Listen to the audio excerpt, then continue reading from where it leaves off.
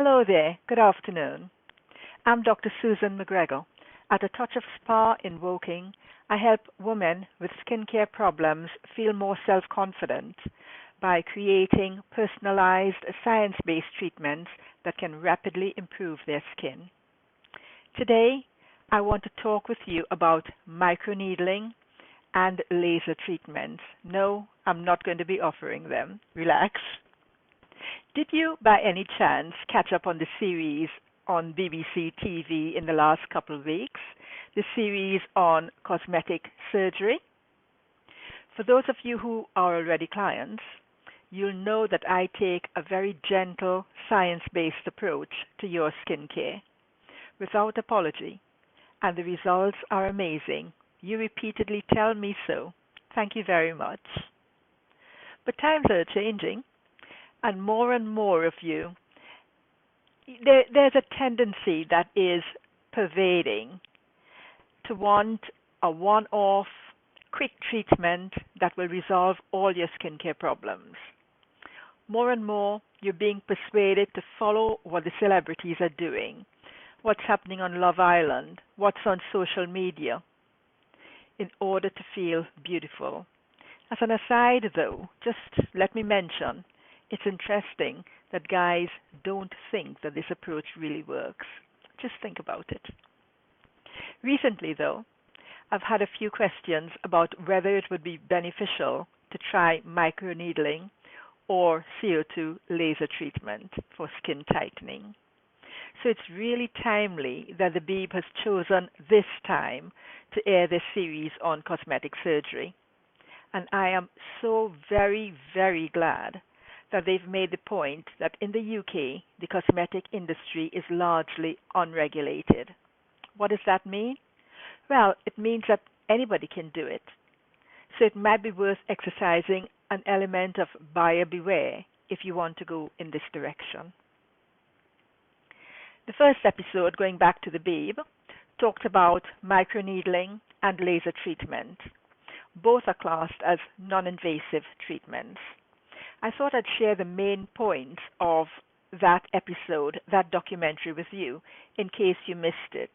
If you have and you can catch up with it on iPlayer, please do so. It's really interesting. The dermatologist that was featured is Dr. Tamara Griffiths, and she explained the concept. She said, and I'll read it, "The concept is damaging, physical damage, whether it be through the laser or through the actual needles, will cause damage in the collagen, and that with that wound healing, we get regeneration of new collagen, translating into better suppleness and resilience of the skin."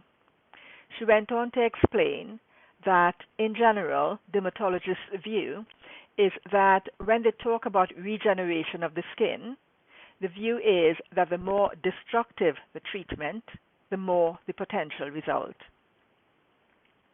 The Beeb's approach was to get 2 volunteers of a similar age and skin type to try each of these treatments, and to have a dermatologist, Dr. Griffiths, check their skin both before and after treatment.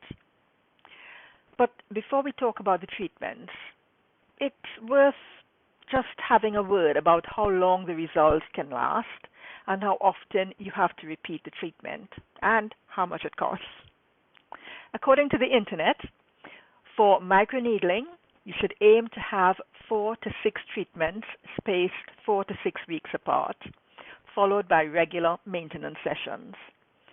The results of a treatment last 4 to 6 weeks. Each treatment costs about £300. For CO2 laser treatments, the internet suggests that one treatment is supposed to last about 6 months, and it further suggests that you consider repeating the treatment every 6 to 12 months. Each treatment costs about £1,000. Please remember, I have no personal knowledge of either of these treatments. I am just repeating what the internet has said. Second point to make, though, is that although these treatments are not supposed to be invasive, there was blood after the microneedling procedure, and the side effects of both treatments were not pleasant. But there's more on that later on as I speak. So how did it go then? Each volunteer, looking just at microneedling, each volunteer had 2 microneedling treatments. For the microneedling, a technician ran a roller with sharp needles all over the volunteer's face. The lady's face was quite red after the treatment, and there was blood on her face. Her skin looked rather like it had been really badly sunburned. The sunburned look seemed much worse on one volunteer than the other, but in general, it took about a week for the skin to calm down. Moving on then to the CO2 laser treatment. A heated laser pulse was applied all over the lady's face. The heat is about 100 degrees. The aim is to heat the fluid in the tissues, in the soft tissues in the skin. The lady's skin didn't look too bad immediately after the treatment, in that there wasn't any blood escaping from her skin, I suppose. She reported, though, that by the 3rd day after the treatment, her skin felt really uncomfortable. Her skin went brown and started to flake off. She could see it on the pillow when she woke up. She couldn't put any pressure on the skin on her face at all. She found it really hard to function on a daily basis. She had to cover her head with a large hat, wear huge sunglasses, and somehow try to cover the lower part of her skin. People were staring. So what were the results then? Was it worth it? For microneedling, there was just marginal improvement in the suppleness and resilience of the skin, but it did reduce the amount of water lost through the skin. The volunteer was disappointed. She felt it had been an unpleasant experience, and she had hoped for more. For the CO2 laser treatment, there was an improvement in the suppleness of the skin, as well as a reduction in the amount of water lost from the skin. The volunteer was glad to see the improvement because, as she said, it had been quite traumatic at times. So what's the takeaway from this? Okay, so it was a limited study, and maybe other people may get a better result. That's true. But from the Beeb's reporting, it does seem to me to be a very expensive way to put your skin through considerable trauma for a benefit that may only last 6 months. Something to think about. Till next time then, bye now.